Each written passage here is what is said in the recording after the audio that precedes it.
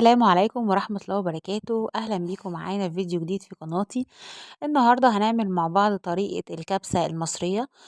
زي ما انتوا شايفين كده الفراخ فيها بتبقى مستوية جدا جدا واخدة من طعم التوابل بتاعتها. تابعوا معايا الفيديو عشان تشوفوا الطريقة التحفة دي بتتعمل ازاي. معايا أول حاجة كده بجيب الفراخ اللي أنا هحطها في الكبسة بتاعتي، وهقول لكم ازاي الأول تغسلوها.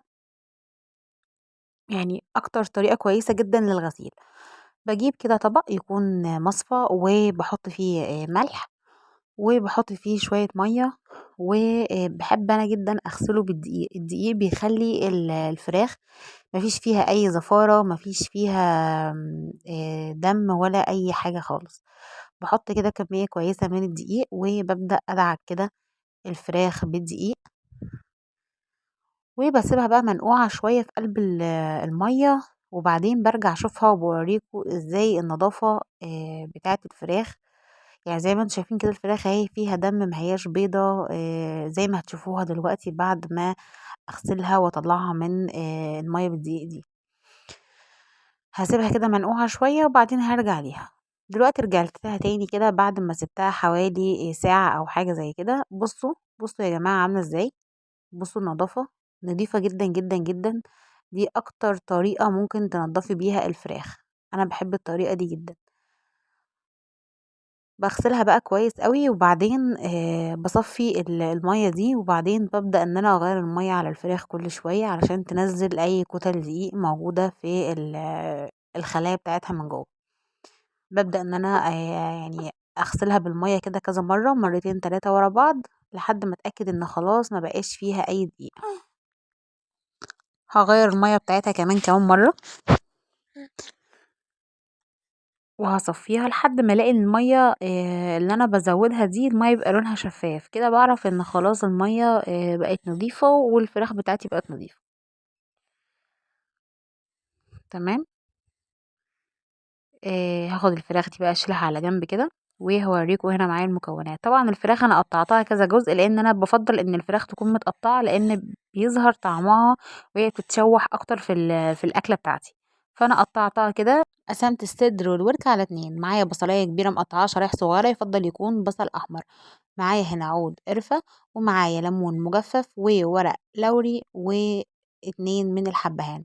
معايا هنا زنجبيل، ومعايا معلقة كبيرة كاري وفلفل وتوم باودر وبصل باودر، ومعايا هنا بهارات كبسة هاتوها من عند أي عطار، ونص مكعب مرقة، وطبعا الكركم. معايا هنا كوبايتين من الرز مغسولين كويس جدا جدا زي ما انتوا شايفين. عادي ينفع برز مش بسمتي، ده اللي هي بقى المصرية اللي هي بالرز العادي. معايا هنا حلة وهحط فيها قطعة كبيرة كده من الزبدة أو السمنة، وهنستنى لما تسيح خالص، وبعد كده هنزل عليها بالتوابل بتاعتي اللي هي الجافة. تمام.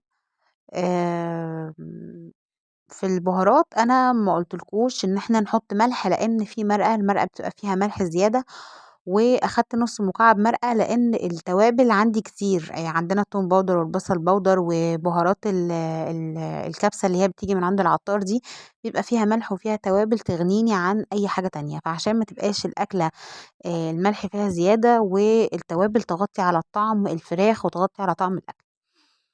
حبيت اوضح ليكم بس ليه انا ما حطيتش ملح، وليه اخده نص مكعب مرقه عشان ما حدش يزود والاكله تبوظ منه.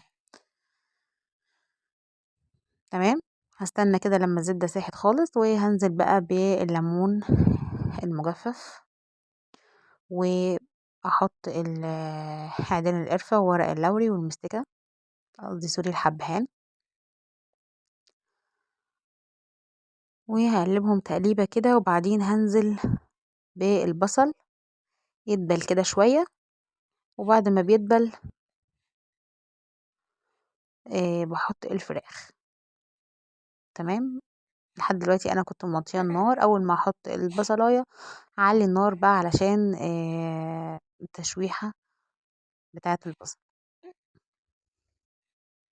قبل ما البصل يتشوح بكون حاطه الفراخ علشان الفراخ تاخد من التوابل دي. يعني اهم حاجه في الاكل عامه التوابل اللي بتبقى التوابل الصحيحه، مش التوابل المطحونه، دي بتبقى نكهتها اقوى في الاكل. بنقلب كده تقلبتين،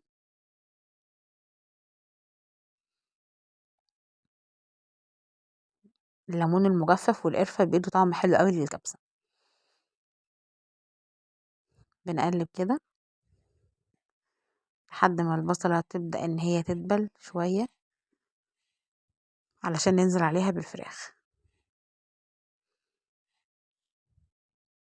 هنجيب بقى معانا الفراخ وهنبدأ ان احنا نضيفها واحدة واحدة زي ما انتوا شايفين كده. بسيبها على وشها الاول وبعد كده بقوم قلباها على الظهر الناحية التانية تتشوح من ناحيتين قبل ما بنزل بالرز وبقية البهارات.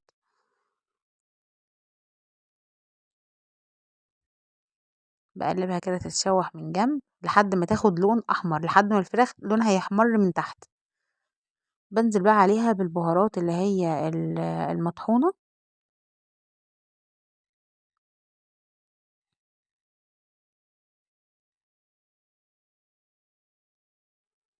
وبقلب كده.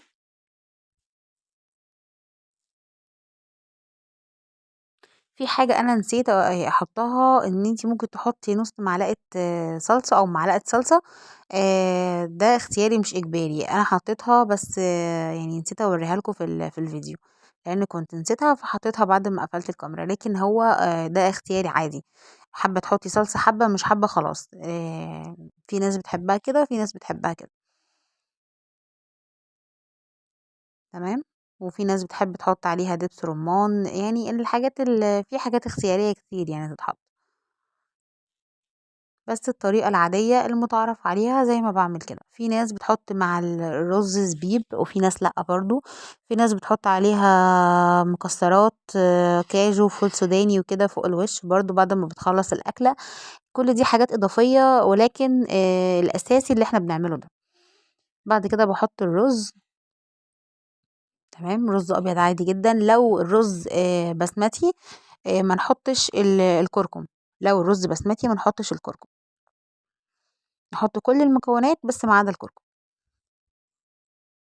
لو الرز البسمتي اللي هو الاصفر ده، لان في رز بسمتي ابيض طبعا. بنقلب كده علشان التوابل تدخل مع الرز. قبل ما احط الميه ما بحبش ان انا انزل بالميه على طول اول ما بحط الرز. بحب ان انا اسيب الرز شويه على النار مع الزيت او السمنه او الزبده، وبعد كده بنزل عليه بالميه. بحط بقى الميه دلوقتي تكون يعني اعلى من الرز بحاجه بسيطه، وبسيب النار عالية لحد ما الرز بيتشرب كده المية. وأول ما يبدأ إن هو يقل يبقى سوى الرز بوطي عليه النار خالص وبسيبه، سواء بسيبه على شياطة أو لأ، أو إن أنا أوطي النار وأسيبه. هجيب معلقة كده وأحط شوية ملح لأن حسيت إن هي محتاجة شوية ملح. طبعا ده طبعا إيه على حسب ذوق كل واحد. وبدوق بقى طعمها، بشوف الملح إيه، لقيت الملح مظبوط فخلاص تمام. لان طبعا القرفة والجنزبيل والحاجات دي كلها والليمون المجفف بيقللوا طبعا من طعم يعني بيخلوها فيها يعني مهياش مالحة قوي. تمام. فاحنا ايه المفروض نعادل شوية. هنسيبها بقى على النار كده لحد ما الرز يتشرب كل الزوايد اللي فوق دي، وبعدين هنوطي النار. كده رجعنا تاني بعد ما كان الرز خلاص اتشرب المية، وهنوطي عليه بقى وهنقفل الحلة وهنسيبه حوالي تلت ساعة بالكتير قوي. زي ما انتوا شايفين كده هنسيبها بقى تلت ساعة ونرجع تاني نشوف الشكل والفينش الأخير بتاعها. زي ما قلت لكم لو انتوا مش هتحطوا شياطة وطوا النار خالص. لو الحلة تيفال، انا بحب اعمل الحاجات دي في الحلة التيفال علشان ما تلزقش، وعشان كمان انا مش بحب احط شياطة. زي ما انتوا شايفين كده هنا موطية النار على الاخر خالص، يعني تكاد تكون اصلا مش شغالة علشان الرز ما يشتش. بعد كده رجعت بعد تلت ساعة. زي ما انتوا شايفين الرز كان استوى خالص والكبسة كانت خلصت والفراخ كانت دايبة جدا جدا فيها. طبعا لو انتوا عايزين الرز مفلفل اكتر من كده بتقللوا المية. عايزينه يعني بتحبوه يكون مستوي اكتر من كده بتزودوا المية. بس كده انا شايفة ان هو كان يعني مناسب. تمام. هغرف لكم كده طبق وهنشوف شكلها كده في النهاية عامل ازاي. وطبعا ريحتها كانت تحفة جدا زي ما انتوا شايفين كده، ده شكلها النهائي.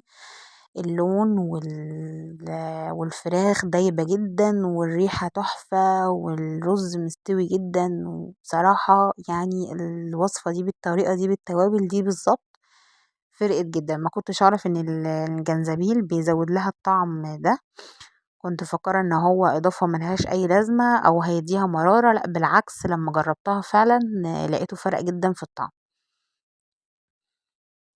وكمان انا بحبها جدا جدا برضو بالزبيب، لما بتحط عليها زبيب بتدي طعم حلو قوي، بيبقى بتدي كده طعم ان هي مسكرة شوية. يعني بصراحة بتنقلها في حتة تانية خالص، بتخلي الوصفة تحفة. جربوها ولو عجبكم ما تنسوش تقولوا رأيكم في الكومنتات.